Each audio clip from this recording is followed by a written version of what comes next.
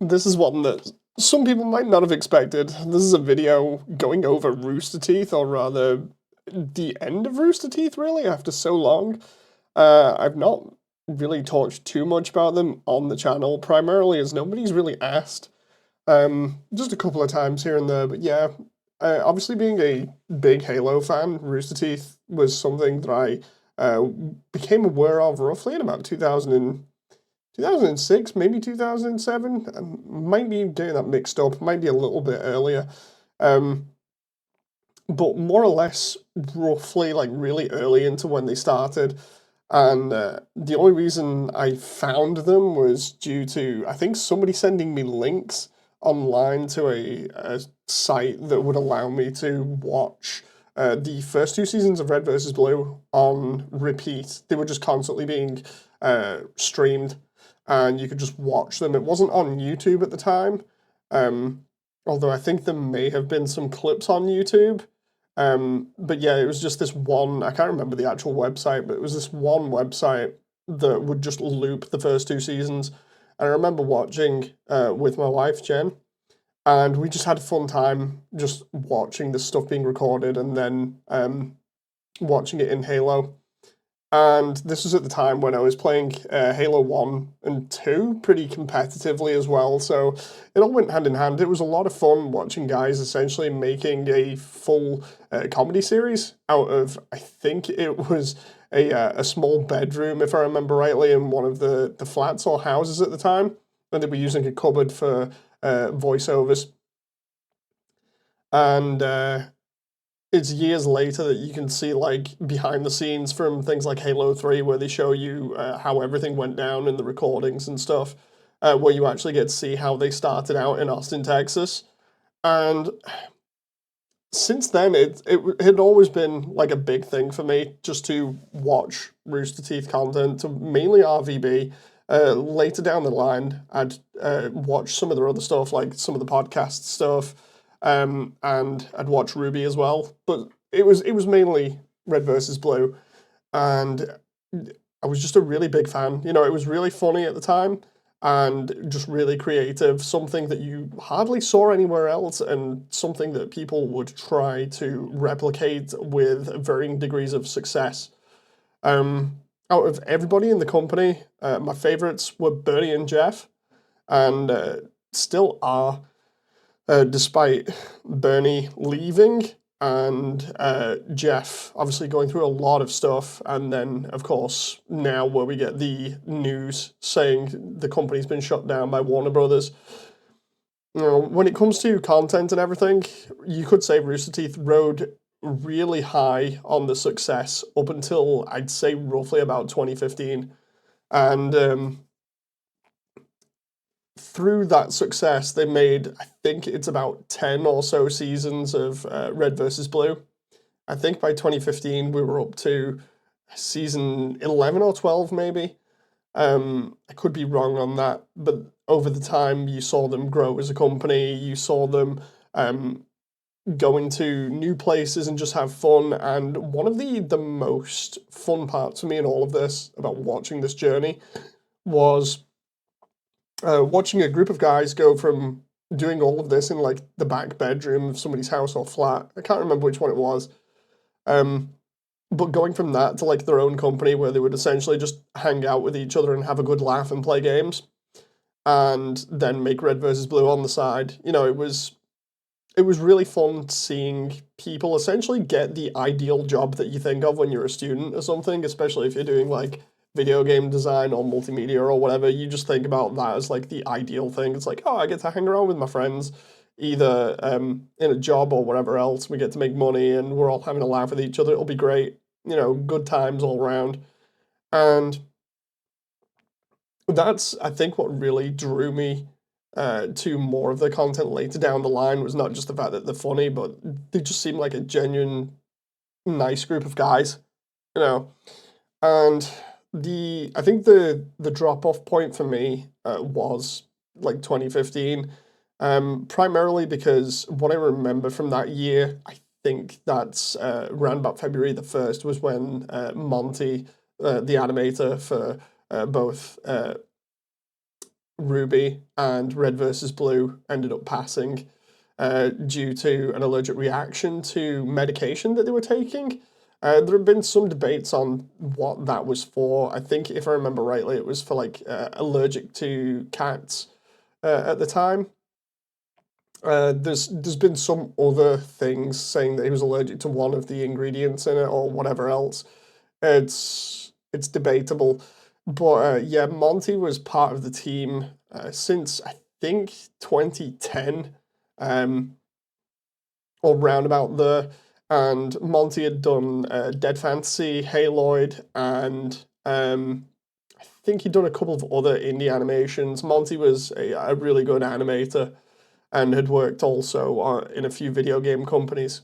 And it was fun seeing Rooster Teeth hire people like that in to do new things, like to expand Red versus Blue and make it more exciting. And sure enough, Monty's work did make it exciting. Um, it was a really good pick.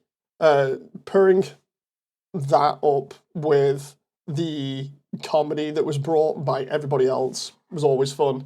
In terms of characters in the show, always loved Church, always loved Caboose. In fact, I pretty much liked most of the cast for like the early years outside of, say, Doc, because I didn't really find Doc too funny.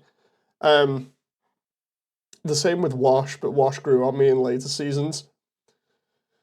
But yeah, downhill after 2015, because not only did Monty pass, which obviously made it awkward for them to animate things, they had to then develop a new backup for animating, and there was a lot of hassle involved with that passing as well. There was a document made by, I think it was Shane, going on about how Rooster Teeth had completely messed up Ruby, and we'd only find out what would happen with that years later properly. When two of the other newer staff members at the time, Miles and Kerry, apparently had just messed around with the show and the writing and totally screwed it up. And it was stuff like this that I started not liking. Was like when Monty passed, Rooster Teeth just changed for me. Um, there was various different scandals that have happened over the years, which I did not expect. And I don't think anybody else did, to be honest. And it was just very disappointing as a long-time fan to hear this kind of stuff about staff members. The crew, or yeah, the entire crew and staff became very political on the podcasts. Um, which wasn't something I was particularly interested in. With everything else being political nowadays, you kind of expected them to be the one place where you wouldn't run into this kind of stuff. But the podcast stuff started changing from just fun things that they would do in between gaming and coming to work and stuff into some very political things. And opinions, which were then also expressed on like social media and stuff. And I think that might have turned a few fans off as well, like myself, because I'm just not interested in politics. Um, and then stuff just started getting worse by the year. Um, they got bought out by Warner Brothers, and just staff started getting scrapped left, right, and center. People would get let go. There'd be various different debacles about, like, or scandals on how many work hours people would get paid for or have to do. There was the whole thing about Jeff potentially um, wanting to kill himself, which was not good for anybody. I don't think. I don't know anybody that took that as a joke personally. Um, Primarily because something like that can be said kind of as a joke, but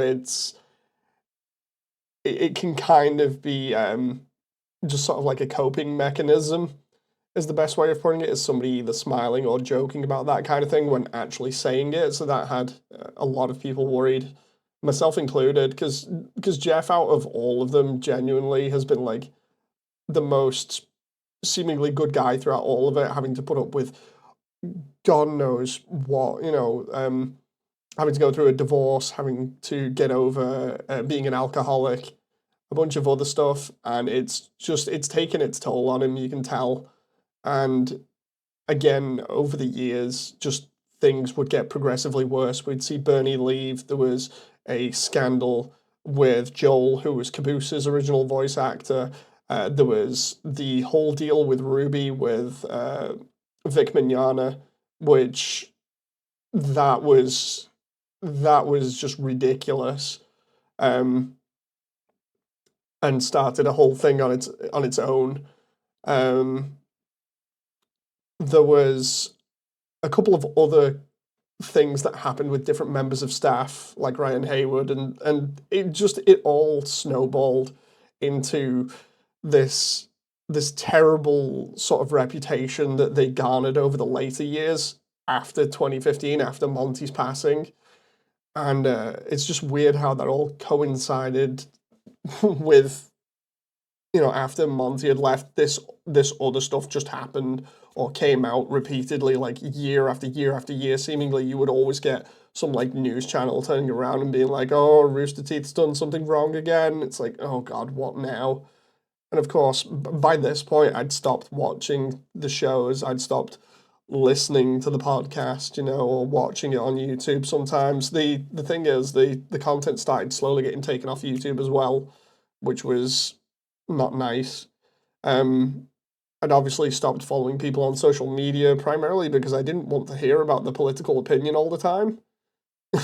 I just wanted to hear a bunch of guys having fun and playing video games and how that went into their everyday work, how much they were enjoying themselves doing the work and um just how it was all going really between them as friends. But it seems like, and you can see it in quite a lot of the videos where they mention it from time to time, it seems like as the years went on, they slowly seemed to grow apart as friends. It's like they met each other, they did Red versus Blue together, and then as the years went on and they gained more success, they seemed to grow as a company, but also they got split apart as friends where they'd only meet at certain times. And you can hear, I think it's Jeff at some point saying like, "Dude, I want to go back to playing games with my friends, man." And there were other instances of leaving their old office behind where I think it's Bernie or Jeff addresses it and says like, "Dude, we have so many memories in here. It's sad to see it go and stuff." And then they move into a bigger studio. It's just the small things like that that I'm not sure whether it's a feeling of nostalgia or just that feeling of sadness as to see it now come to an end. But I also think that because of all the bad things that have happened since 2015, that I'm kind of glad it ended now. I obviously don't like the fact that people are jobless. It's just the whole thing of it's like they said they'd like to keep on making Red versus Blue for as long as they can. Um, but they understand that it can't go on forever. They said that in one of the very early videos that was done behind the scenes, and then I think shown off in Halo 3 um, as part of like one of the behind the scenes DVDs that they had for Halo 3 at the time. But yeah, it's like I didn't expect it to be like a slow death over the course of like what 8 years or something. It's uh, it's been crazy. It's been a crazy ride, and I do want to keep an eye on members of the cast and see what happens to them in future, and see if they can keep it on enjoying themselves and keep on enjoying success that they've got.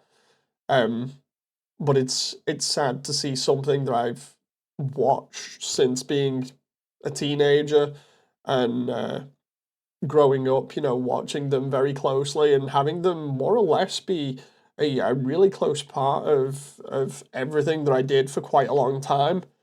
Um, it's sad to see them go. You know, um, it's it's funny because I remember like all the merch that I've got as well. I still have, and I wear it quite a lot. I mentioned it in streams. I do have all the original Red versus Blue shirts. For those who don't know what I mean, these were the red and blue team shirts that you could get off the Rooster Teeth website really, really early on. And essentially, it's just colored shirts in the armor of the characters' colors, and it's just got impact text, like font on them. and it'll say like red or blue army on the front, on the above the left chest, I believe, and then on the back it'll say the character's name and then a random number from, I think, or it's supposed to be a random number. I know for Caboose, it's like Caboose and then -1 underneath. But yeah, I used to wear those shirts loads, and I still do. There's other stuff that I've got from Rooster Teeth, like I've got the first 5 seasons, I think it is, on of Red versus Blue on DVD still, and I do want to get up to, I think it's like season 10, because I believe that's when the last good season was. Um, it had some of its moments after that, but it definitely felt like it had conclusion. I think it was either 10 or 11. Um, and then I've also got the plushy bomb that they did for Halo 3, I believe, when Griffball got made into a game type. And then also on top of that, I've got the original statues that were made for Ruby when it was first coming out of the cast. So we've got Ruby, Yang, Weiss, and Blake. And I remember I was gonna get Team Juniper, but I ended up skipping that primarily because I don't think I had the money at the time. But it was yeah, it was a fun ride, man. Fun ride, and it's sad seeing them go. Ah well, nothing lasts forever, right? Anyway, let's talk about this down below. Have you ever watched any Rooster Teeth content? What do you think about it? Have you watched it in the past? What have you watched? Was it Red versus Blue, Strangerhood? Um, I think there was one, it was Frantics, um, Ruby. Have you ever watched any of the later stuff as well? Camp Camp, some of the other stuff. Have you seen the comics that were done um, for them? They were really fun. I enjoyed those. Did you listen to the podcast? You name it. Talk to me in the comments down below. I want to talk Rooster Teeth for a little bit with people because it'll be fun reminiscing. Anyway, thank you very much. I'll see you on the next one. Bye.